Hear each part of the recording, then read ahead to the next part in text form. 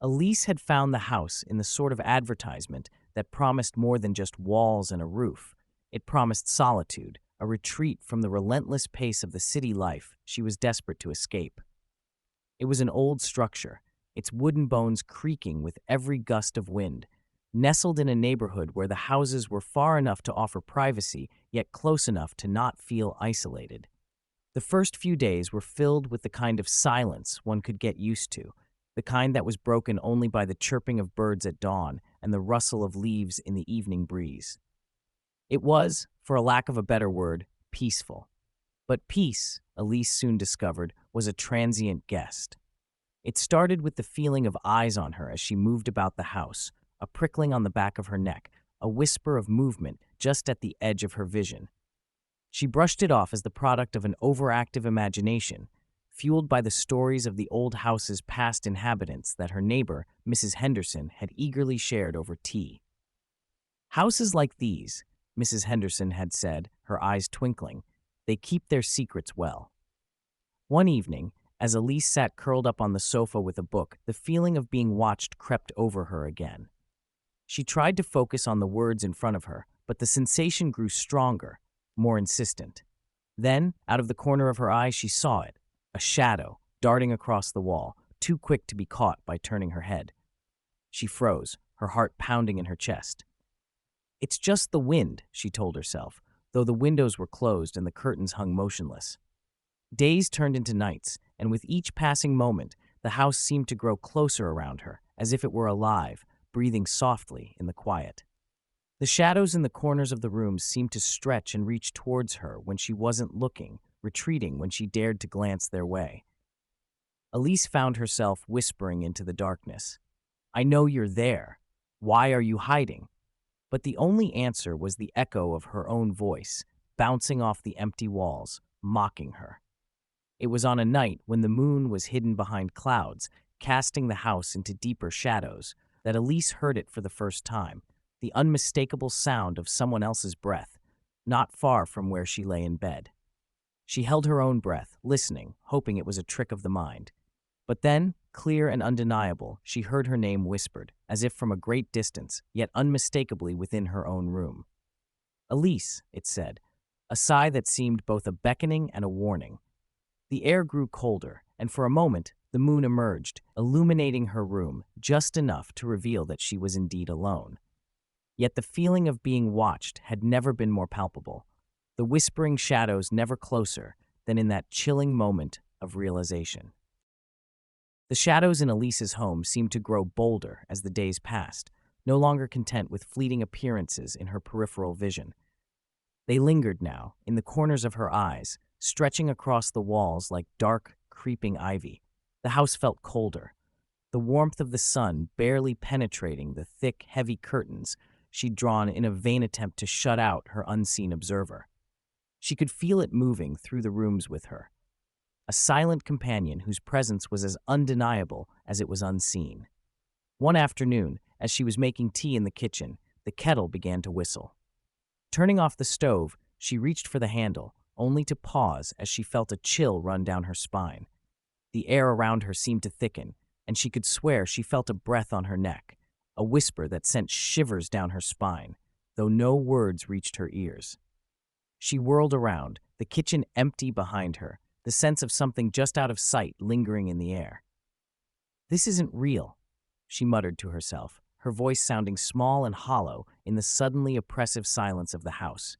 That night, as she lay in bed, the silence of the house was broken by a new sound, a soft, scuttling noise, like fingernails tapping against wood. It seemed to move along the hallway, pausing just outside her bedroom door. Frozen with fear, Elise called out, her voice barely above a whisper, "Who's there?" But the only response was the sudden, deafening silence that seemed to engulf the house, as if it were holding its breath.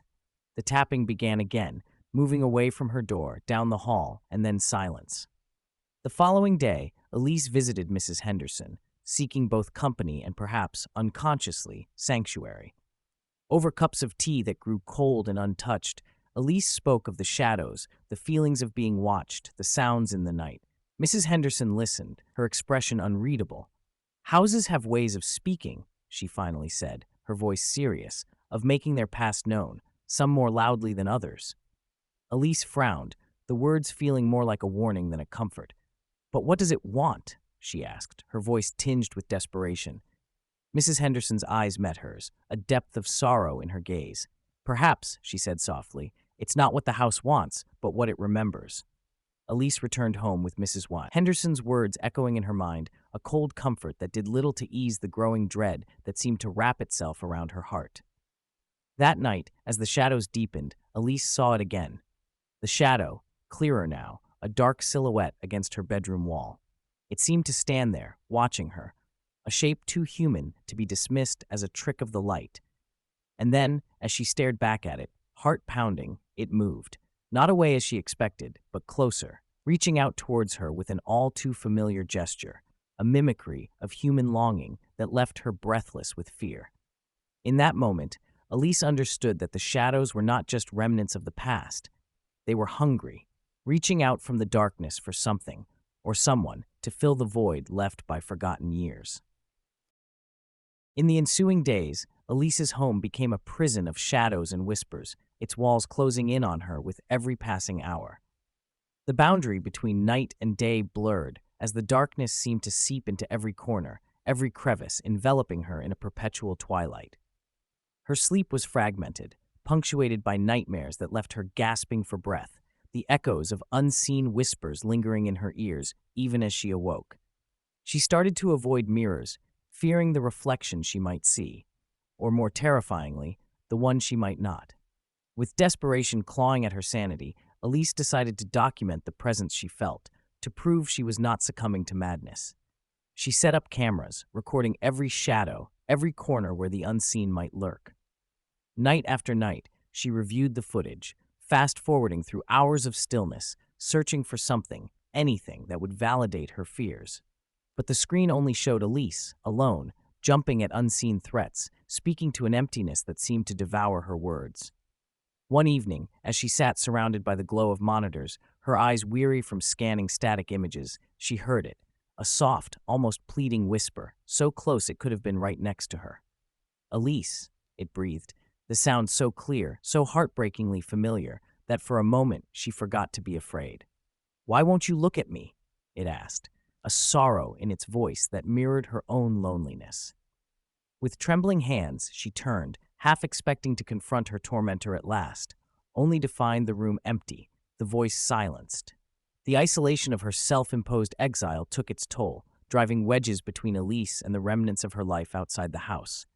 Friends called, their voices filled with concern, but Elise heard only accusations, disbelief in their well-meaning words. "You're not well, Elise," they would say, and she would laugh, a sound devoid of humor, replying, "I've never been more certain of anything in my life." But the certainty was a lie, a fragile shield against the creeping doubt that maybe, just maybe, the shadow was a creation of her own unraveling mind. In her darkest moment, Elise confronted the shadow, demanding it reveal itself to prove its existence outside her fractured psyche. The house responded not with silence, but with a cacophony of whispers, rising from every shadow, every corner, calling her name, a chorus of the lost and forgotten. And there, in the heart of her despair, Elise found her proof. Not in the form of a ghostly apparition, but in the realization that the house, with its secrets and sorrows, had become a mirror for her own hidden fears.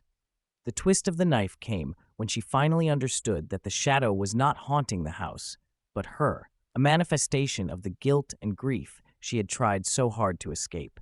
And with that knowledge, the house fell silent, the shadows receding, leaving Elise alone with the truth that the greatest horror lay not in the darkness, but within herself. In the days following her realization, Elise moved through the house like a ghost, her presence barely disturbing the heavy silence that had settled over the rooms. The shadows had retreated, or perhaps they had never been there at all, leaving behind only the echo of her own footsteps. The house, once a source of fear, now seemed almost benign, its secrets laid bare in the harsh light of understanding. Yet, a part of her yearned for the whispers to return, for in their absence, she was left alone with the weight of her own thoughts, a burden heavier than any specter. Determined to face the remnants of her past that had found a home in the shadows, Elise began to sort through old boxes stored in the attic, each one a Pandora's box of memories she had long tried to forget. Photos, letters, objects infused with the essence of lost loved ones, each piece a thread in the tapestry of her grief. As she sifted through the detritus of her life, she stumbled upon an old, dusty mirror, its surface obscured by years of neglect. Drawing a breath, she wiped the glass clean and for a moment hesitated, afraid of what she might see. The reflection that greeted her was her own, but in her eyes there was a depth of sorrow she had not seen before, a rawness to the pain that had been dulled by denial and distraction. It was in this moment of vulnerability that she heard it again, the whisper, so faint she might have imagined it. "Elise," it said, not with malice, but with a kind of tender sadness. She spun around, half expecting to confront someone, but the room remained empty, the voice a whisper carried away by the breeze. Fighting the surge of fear and confusion, Elise returned to the mirror, forcing herself to confront the reflection she had avoided. As she looked deeper, the image began to shift, the background blurring until it was not her own face she saw, but a montage of moments, each one a memory she had tried to bury. Faces of those she had lost, moments of joy and despair, played out in the glass, a silent film narrated by the echoes of her own heartache. The realization struck her with the force of a physical blow. The shadows had not been a presence, but a manifestation of her unresolved grief, her refusal to let go of the past. In the end, the unveiling was not of a ghost or a hidden entity, but of Elise herself, stripped of the walls she had built around her heart. As she faced the mirror, the images faded, leaving only her own reflection, clearer now, the sorrow in her eyes giving way to a glimmer of understanding. The house, with all its perceived malice, had been a mirror all along, reflecting back the parts of herself she had tried to ignore. And with this understanding came the first true silence she had known since moving in, a silence not of emptiness, but of peace. The final twist, a realization that the true haunting was not by the supernatural, but by the all-too-natural process of grief and healing, sent shivers down her spine, a chilling acknowledgement of the power of the human mind to create and confront its own ghosts. As the days grew into weeks, Elise found a semblance of peace in the rhythm of her daily life, the house now a quiet companion in her journey of healing. Yet, beneath the calm surface, a current of unease lingered, like the faintest whisper of wind through closed windows. It was in the small, unguarded moments that she felt it, a flicker of movement in her peripheral vision, the faintest creak of floorboards in the silent hours of the night. These subtle reminders served as a haunting refrain, a whisper in the back of her mind that perhaps the shadows had not entirely relinquished their hold. One evening, as the sun dipped below the horizon, painting the sky in shades of crimson and gold, Elise sat in the living room, the pages of a book lying forgotten in her lap. The house settled around her with a comfortable sigh, the kind of silence that speaks of years and memories embedded in its walls. It was then she heard it, so soft it could have been mistaken for the rustling of leaves outside her window, a child's laughter, echoing down the hallway, full of joy and sorrow intertwined. She froze, her heart a cold knot in her chest, as the laughter faded, leaving behind a chilling silence that seemed to echo with 1,000 unspoken words. The shadows, it seemed, were not quite ready to let her go, their whispers a constant reminder that some doors, once opened, can never be fully closed. If you enjoyed this video, please like, subscribe, and leave a comment, letting me know your favorite part.